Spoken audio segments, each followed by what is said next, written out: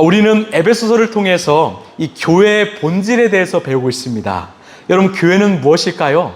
교회는 건물이 아니라 제도가 아니라 바로 사람이지요. 교회는 세상에서 살고 있는 우리를 불러내준 그 사람들의 모임이지요. 우리를 불러내셔서 이 거룩하게 하신 그런 존재들이지요. 이것을 에클레시아라고 합니다. 즉, 교회는 에베소서 4장의 표현으로 옛사람을 벗어버리고 새 사람을 입은 사람들입니다. 그렇게 에베소서 5장의 표현으로 새 사람이 되었기 때문에 예수님의 사랑으로 서로 사랑하고요, 예수님의 빛으로 비추고 지혜롭게 살기 위해서 세월을 아끼고 성령 충만함으로 살아갑니다. 이건 무슨 말일까요? 제가 늘 말씀드리죠. 예수님을 만나면 내 삶이 조금 더 나아지는 것이 아니라 완전히 새롭게 되었다는 것입니다. 여러분, 믿으십니까? 왜요? 우리는 이전에는 세상의 가치관과 기준으로 살았지만 예수님을 영접함으로 나는 예수님의 기준과 가치관으로 살기 때문입니다. 예수님의 뜻과 예수님의 길을 선택하고 걷기 때문이죠. 그래서 사도 바울은 고린도 후서에서 우리가 그리스도 예수 안에 있으면 새로운 피조물입니다. 이전 것은 지나갔으니 보라, 새 것이 되었습니다. 선포하는 것입니다. 여러분, 이것이 바로 새로운 인생입니다. 여러분, 믿으십니까? 여러분, 무엇이 변했습니까? 바로 우리의 존재, 우리의 정체성이 변했습니다. 여러분, 우리는요, 전에는 죄와 허물로 죽을 수밖에 없는 죄인이었습니다. 세상의 종이었지요. 우리에게는 자유가 없었습니다. 그러나 지금은 예수님의 손을 붙잡고 우리는 하나님의 자녀가 되었습니다. 그래서 사도 요한은 영접하는 자, 곧 그 이름을 믿는 자들에게는, 즉 예수님의 손을 붙잡는 자에게는 하나님의 자녀가 되는 권세를 주셨다고 말씀하지요. 여러분, 권세는 무엇일까요? 능력은 무엇입니까? 바로 우리의 정체성, 바로 하나님의 자녀입니다. 여러분, 하나님의 자녀가 바로 우리의 권세라는 거죠. 왜냐? 우리 안에 우리의 아버지이신 하나님의 능력과 성품과 지혜와 거룩과 공의와 사랑과 진실이 내 안에 임했기 때문입니다. 여러분, 믿으십니까? 여러분, 우리 안에는 하나님의 측량할 수 없는 사랑과 은혜와 성품이 우리 안에 있다라는 거죠. 그냥 임하는 정도가 아니라 저번 주에 말씀드린 것처럼 플레로 가득 넘치고 흘러 넘친다라는 거죠. 이것을요, 매일 믿고 날마다 경험하는 사람은요, 그 삶의 목적과 의미와 가치와 방향이 다릅니다. 매일매일이 새롭습니다. 매일매일 하루하루가 기대가 되지요. 제가 이것을 조금 설명해 드릴게요. 여러분, 창세기 1장 1절 함께 읽어볼까요? 시작. 태초에 하나님이 천지를 아멘. 여러분, 이 구절이 정말 중요합니다. 왜냐? 이것은 창세기의 첫 구절이자 성경 66권의 첫 구절이기 때문이죠. 여러분, 이 구절에서 우리의 믿음과 신앙이 시작됩니다. 하나님께서 태초에, 즉 시간을 창조하셨습니다. 우리 하나님이 시간의 주인이시고 이 시간을 다스리죠. 또한 하나님이 천지를 창조하셨습니다. 이 천지의 주인이시고 천지를 다스리시죠. 즉 하나님은 시간과 공간을 창조하시고 다스리신다라는 거. 여러분, 왜 이게 중요할까요? 내가 이 창조의 하나님을 믿는다면, 시간과 장소의 주인임을 믿는다면 오늘 나는 어디에 있든지 두렵지 않을 것입니다. 내가 하늘에 있든 바다 위에 있든 땅 속에 있든 그곳에서 하나님과 함께하기 때문에 나는 두렵지 않을 것입니다. 또한 내가 어떤 상황을 만나든지 나는 절망하지 않을 것입니다. 내 계획이 무산되고 내 뜻이 꺾어지는 상황을 맞이해도 괜찮습니다. 왜? 우리의 주인이신 하나님께서는 내가 지금도 상상하지 못한 가장 선한 길로 나를 인도하실 것을 나는 믿기 때문이죠. 여러분, 즉 시간과 공간의 주인이신 하나님께서 나의 인생의 모든 상황과 순간을 다스리신다라는 거예요. 책임지신다라는 거죠. 결국 창세기 1장 1절을 믿는다면 얼마나 믿는가에 따라서 우리의 삶의 방향과 목적과 의미는 달라질 수밖에 없습니다. 여러분, 우리는 창세기 1장 1절을 믿습니까? 믿는다면 얼마나 믿고 있습니까? 여러분, 우리 하나님의 선하심을 믿으십니까? 우리 하나님의 창조의 하나님이심을 믿습니까? 여러분, 그렇다면 맡기십시오. 여러분, 내어드리십시오. 우리를 하나님께서 가장 선한 길로 인도하실 것입니다. 우리의 인생을 영원토록 책임지실 것입니다. 이게 바로 하나님의 자녀됨의 특권이라는 거죠. 이 능력, 기쁨이 우리 안에 있다라는 거죠. 여기에는 제 부모님이 계시지만 부모님이 늘 제게 하신 말씀이 있습니다. 누리야, 걱정하지 마. 우리의 가정을 책임지신 하나님께서 너의 인생도 책임지실 거야. 누리야, 걱정하지 마. 우리를 인도하신 하나님께서 너를 인도하실 거야. 그 말씀을요, 저는 제 마음에 새겼습니다. 여러분, 저는 혼자가 아니죠. 언제나 하나님이 함께 하십니다. 제가 하나님을 믿고 붙들고 살아가는 한 하나님께서는 저의 인생을 가장 선한 길로 인도하실 것을 저는 믿습니다. 왜요? 우리가 믿는 하나님은 천지의 태초의 천지를 창조하신 하나님이시기 때문이죠. 여러분, 그래서요, 하나님을 진실로 믿는 자와 믿지 않는 자의 삶은 다릅니다. 비록 내가 세상 속에서 연약하고 부족하지만 내 안에는 세상 어떤 것과도 바꿀 수 없는 보석이 있다라는 거예요. 바로 그 보석은 바로 예수 그리스도이시죠. 내가 그분을 소유함으로 우리는 변했고, 우리는 만족하고, 우리는 온전한 삶, 영원한 삶을 살아갈 수 있다라는 것이죠. 여러분, 이것이 바로 교회로 부르신 우리가 누리는 특권이라는 겁니다. 여러분, 이것을 받아 누리시길 바랍니다.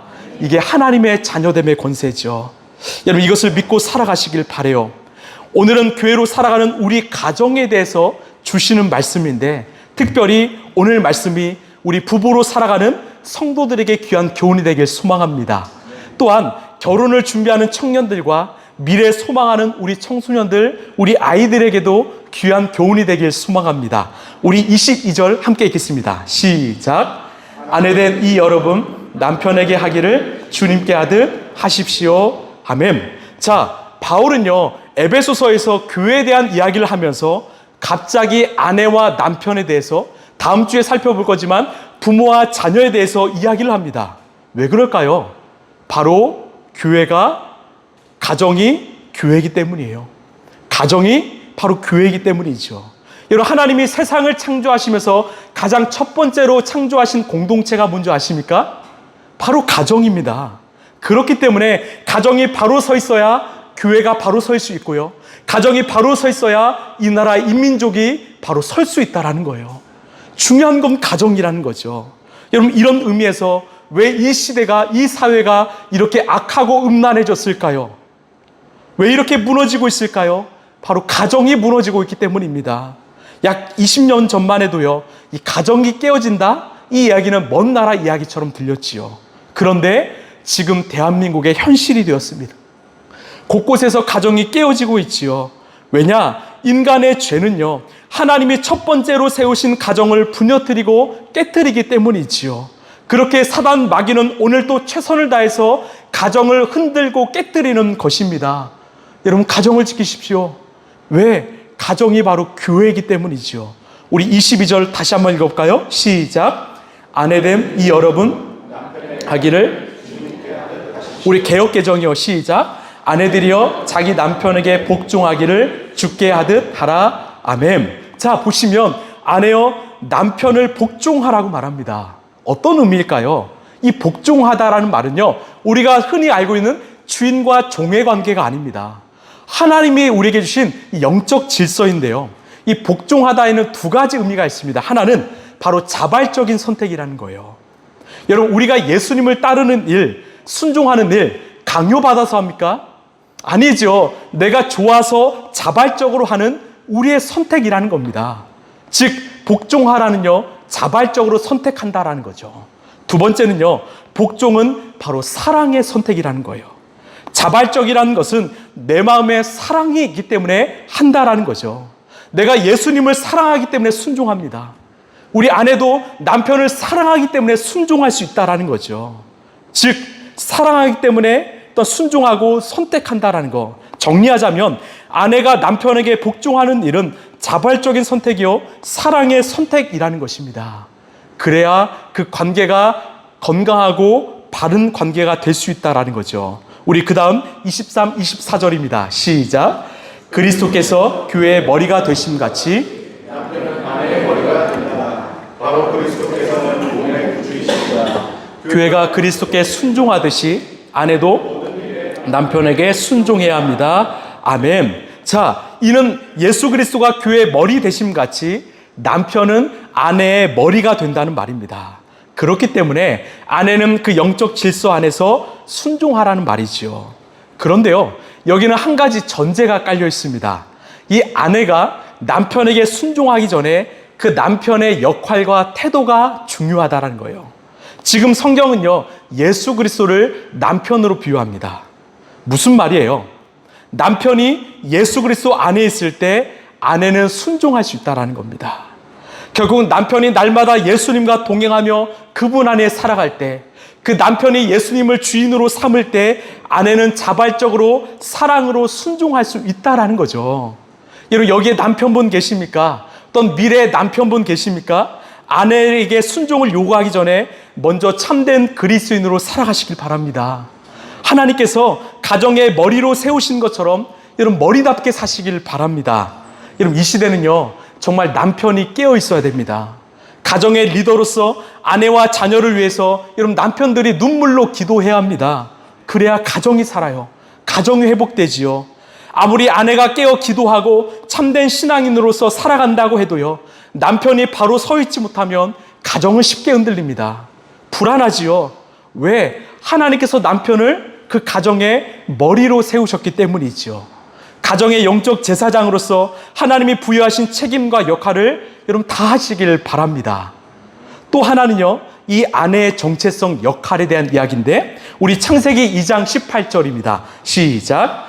주 하나님이 말씀하셨다. 남자가 혼자 있는 것이 좋지 않으니 그를 돕는 사람 곧 그에게 알맞은 짝을 만들어 주겠다. 아멘. 자, 하나님께서는요, 혼자 있는 아담을 불쌍히 여기시고 안에 있는 하와를 만드셨습니다. 그리고 그 아내에게 돕는 배필이라고 말씀하셨죠. 이런 돕다라는 것은요, 이 상하 관계가 아닙니다. 이 돕는 배필을 히브리어로 이 에제르 네게드라고 하는데, 이 에제르는요 바로 필요하다라는 거예요.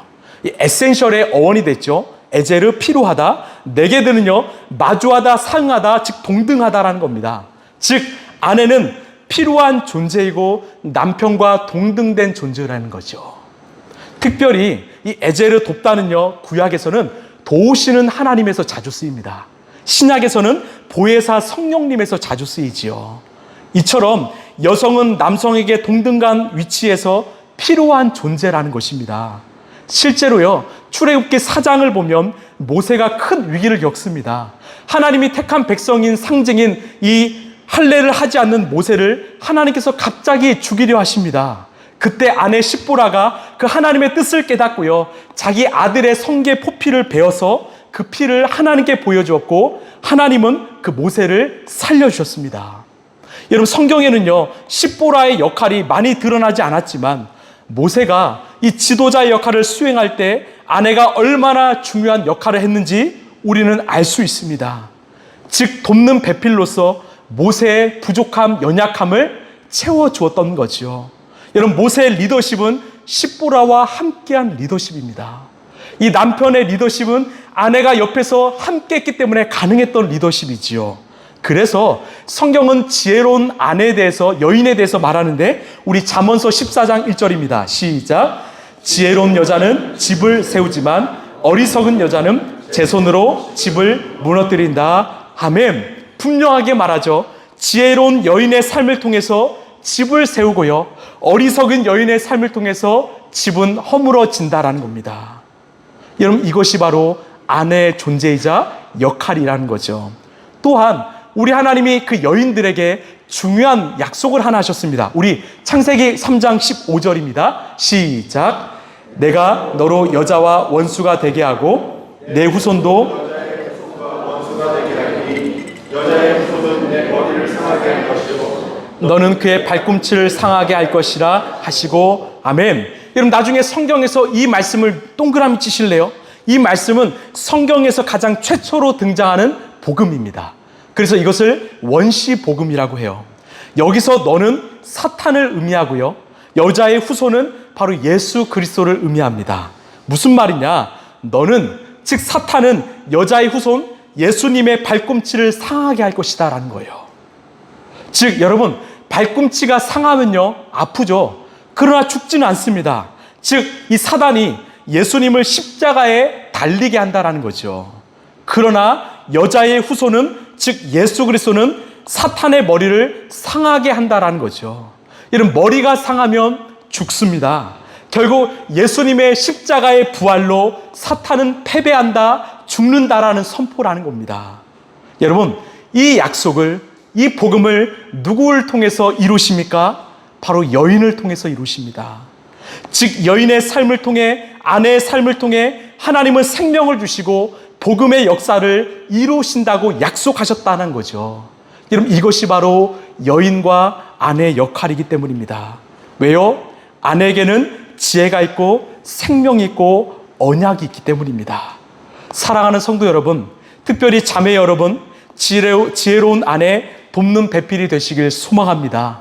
하나님이 여성에게 부여하신 이 정체성과 부르심을 꼭 기억하시길 바랍니다. 자, 이제 25절부터는 남편에 대한 이야기인데요. 이제 바짝 긴장하신 것 같아요. 남편에 대한 이야기인데 재미있는 것은요, 아내에 대한 이야기는 딱 3절이고요. 남편에 대한 이야기는 무려 2배인 6절입니다. 여러분 집중하십시오. 그만큼 중요하다라는 거죠. 자, 우리 25절입니다. 시작.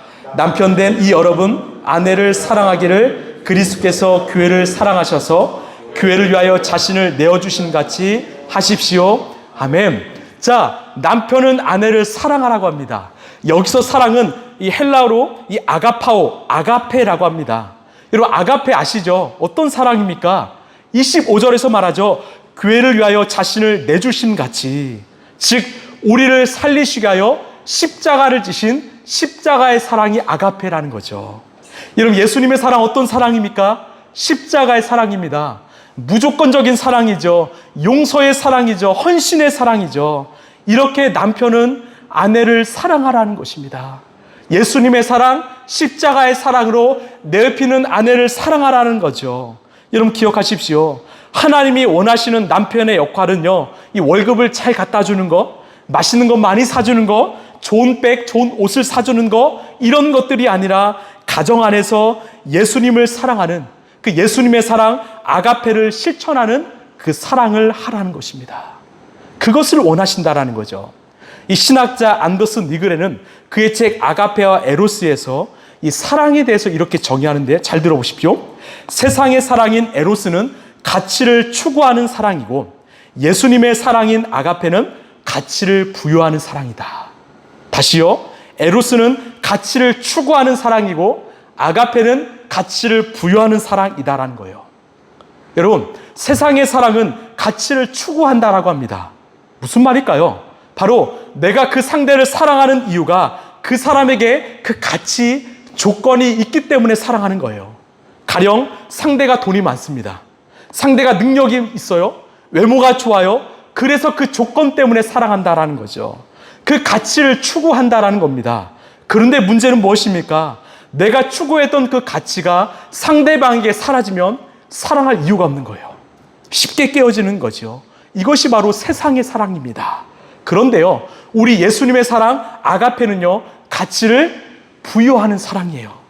그 사람에게 없는 가치를 내가 부여해 줍니다. 가령 예를 들어서 상대방의 외모가 조금 잘못되었어요. 장동건, 원빈처럼 눈도 2개고 입도 하나인데 이 조합이 조금 잘못된 것 같아요. 그래도 우리는 가치를 부여하는 거예요. 아, 정말 아름다워요. 정말 미소가 예뻐요.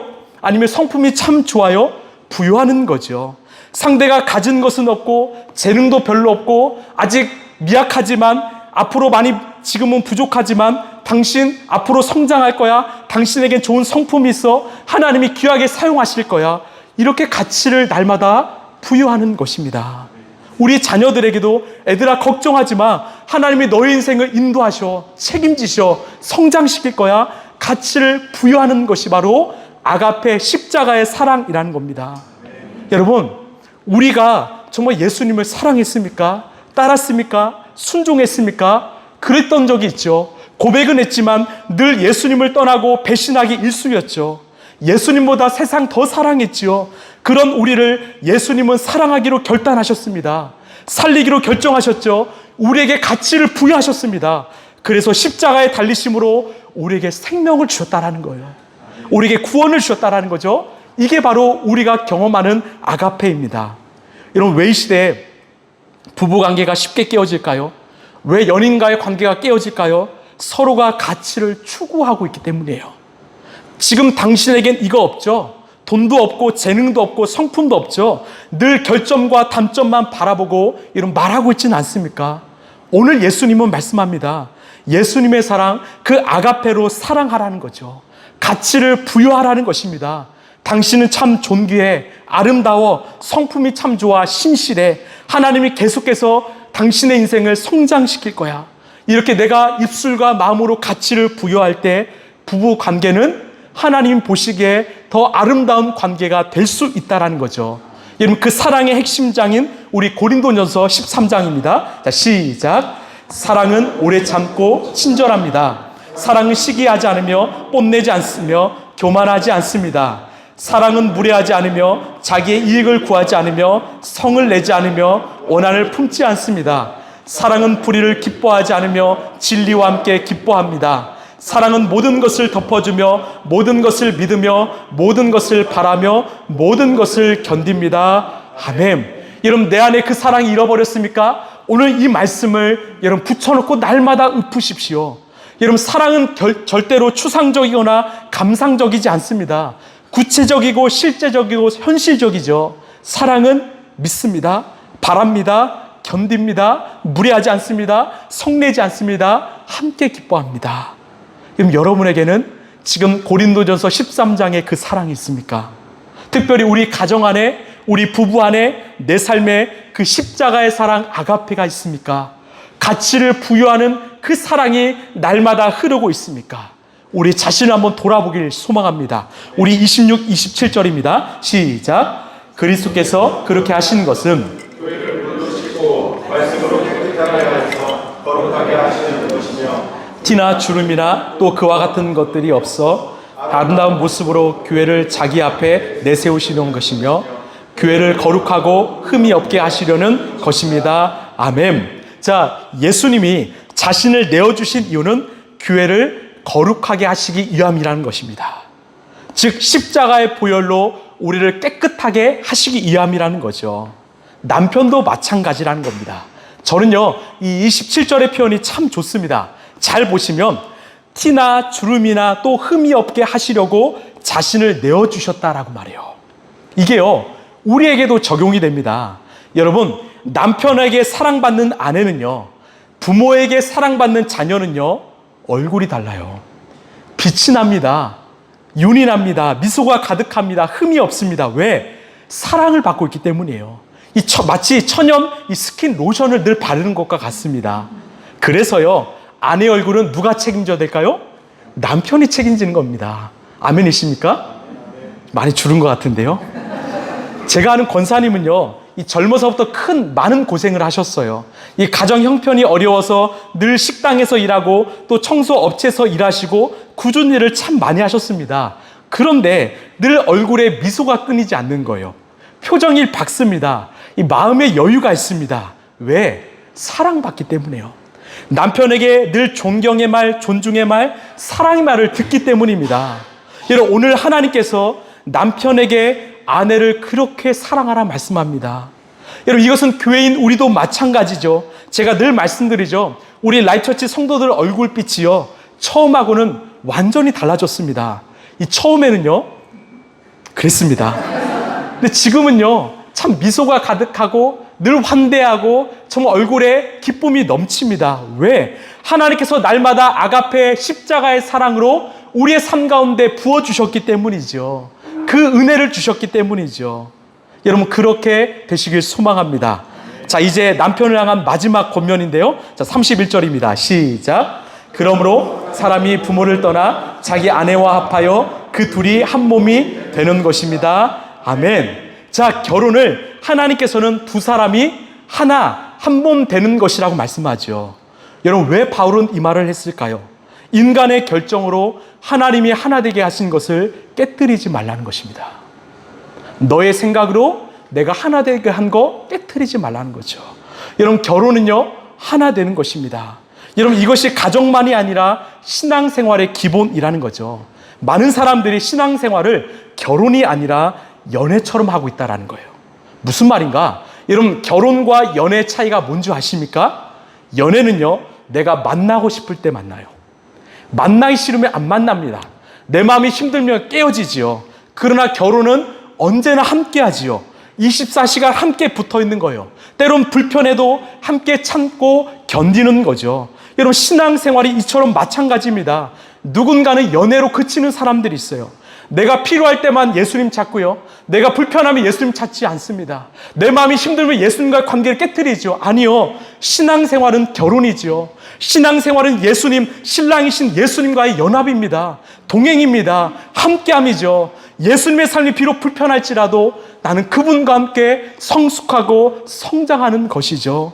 여러분, 예수님과 늘 함께 하시길 바랍니다. 이런 함께함이 능력이죠. 승리죠. 회복이죠. 자유이죠. 기쁨이죠. 여러분, 우리 하나님이 하나 되게 하신 것을 힘써 지키시길 바랍니다. 깨뜨리지 마시길 바랍니다. 또한 예수님과의 관계도 마찬가지입니다. 자, 오늘의 결론인데요. 우리 32, 33절입니다. 시작. 이 비밀은 큽니다. 나는 그리스도와 교회를 두고 이 말을 합니다. 그러므로 여러분도 각각 자기 아내를 자기 몸같이 사랑하고 아내도 존중하십시오. 아멘. 바울이 이 비밀은 크다고 말하죠. 중요하다라는 거예요. 어쩌면 에베소서의 핵심이라고도 말합니다. 여러분, 왜 오늘 예수님께서 교회에 대해 이야기하시면서 부부에 대해서 말씀하실까요? 즉, 결혼 생활은 하나님께서 우리에게 주신 이 땅에서 허락하신 바로 작은 천국이기 때문입니다. 가정은요, 하나님께서 이 땅에서 맛보게 하신 천국이기 때문이에요. 부부 관계를 통해서 하나님이 우리를 얼마나 사랑하신지를 맛보라고 허락하신 여러분 천국이라는 것입니다. 여러분 믿으십니까? 여러분, 그런데 에베소 성도들도 지금을 살아가는 많은 그리스도인들도 가정이 천국이 아니라 때로는 지옥처럼 느껴질 때가 있다라는 거죠. 그렇게 가정 안에서 특별히 그 부부 사이에 스스로 회복과 치유를 경험할 수 없기 때문에 이 땅에 이 교회 공동체를 허락하신 것입니다. 이 교회 공동체를 통해서 우리 예수님이 우리를 얼마나 사랑하신지 그 아가페 사랑을 이곳에서 누리고 경험해서 그 사랑으로 가정을 일구라 말씀하시는 거죠. 그 사랑으로 부부관계를 다시 세워가라 말씀하는 거죠. 그렇습니다. 지금 가정이 병들어가고 있지요. 남편과 아내, 부모와 자녀 사이가 병들고 있습니다. 왜요? 내가 하나님과의 예배가 회복되지 않기 때문이죠. 하나님과의 관계가 회복되지 않기 때문이죠. 저는 소망합니다. 우리 라이프처치 예배를 통해서 하나님과의 관계가 회복되고 그 회복으로 우리의 가정이 회복되는 역사가 일어나길 간절히 소망합니다. 우리 예배를 통해서 이 자리만 멈추는 것이 아니라 더 나아가서 우리의 가정, 우리의 남편과 아내, 부모와 자녀 사이가 회복되는 역사가 일어나길 소망합니다. 여러분, 결코 가정과 교회는 분리되어서는 안 됩니다. 교회가 바쁘다고 가정을 등한시해서는 안 되지요. 교회 안에서 진실된 그리스도인으로 살아간다면 가정에서도 진실된 아내와 남편으로 살아가시길 바랍니다. 여러분, 그때 우리 자녀들은요, 그 모습을 보고 살아계신 하나님을 경험하게 될 것이에요. 우리 엄마 아빠의 모습을 통해서 정말 하나님이 얼마나 사랑이 많으신가를 경험하게 될 것입니다. 결국 예배 회복, 신앙의 회복이 먼저라는 거죠. 나는 죽고 예수로 살아간다면, 우리 부모님이 예수님의 생명으로 살아간다면, 아내는 남편에게 순종하고 남편은 아내를 지극히 사랑할 수 있다면, 여러분, 그렇다면 회복은 일어난다라는 겁니다. 이것이 바로 바울이 말하는 큰 비밀이죠. 아무리 우리가 세상에서 비싼 부부 교육을 받아도, 부모 교육을 받아도 내 안에 예수님의 십자가의 사랑을 잃어버리면 아무런 소용이 없다라는 거죠. 여러분, 부탁드립니다. 먼저 예수님과의 관계를 회복하시길 바랍니다. 여러분, 정말로 몸부림치고 회복하시길 바랍니다. 그 관계를 통해서 날마다 아가페, 정말 십자가의 사랑으로 우리의 삶을 채우시길 바랍니다. 우리 라이프처치요, 정말 가정의 회복을 가장 중요시 여길 것입니다. 교회는 가정의 회복을 위해서 존재하는 것이죠.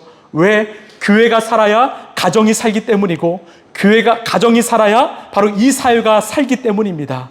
무엇보다 우리 라이프처치 예배를 통해서 천국을 경험하시길 바랍니다. 그리고 그 경험을 가정으로 가져가서 가정 안에서도 천국을 누리시길 바랍니다. 말씀을 좀 마무리할게요. 우리 여기 계신 우리 자매님, 여성분들 함께 읽어볼까요? 자, 22, 24절 시작. 아내된 이 여러분,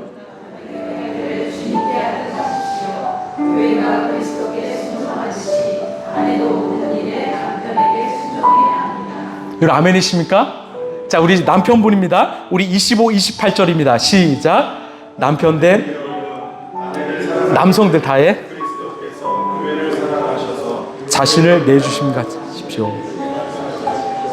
이와 같이 남편도 아내를 자기 몸과 같이 사랑해야 합니다. 자기 아내를 사랑하는 것은 곧 자기를 사랑하는 것입니다. 아멘. 저는 오늘 말씀을 이렇게 결론 내리길 원하는데요. 잘 들어보십시오. 아내가 남편을 사랑하는 것은 순종하는 사랑이고, 남편이 아내를 사랑하는 것은 책임지는 사랑이다. 아내가 남편을 사랑하는 것은 순종하는 사랑이고, 남편이 아내를 사랑하는 것은 책임지는 사랑이다.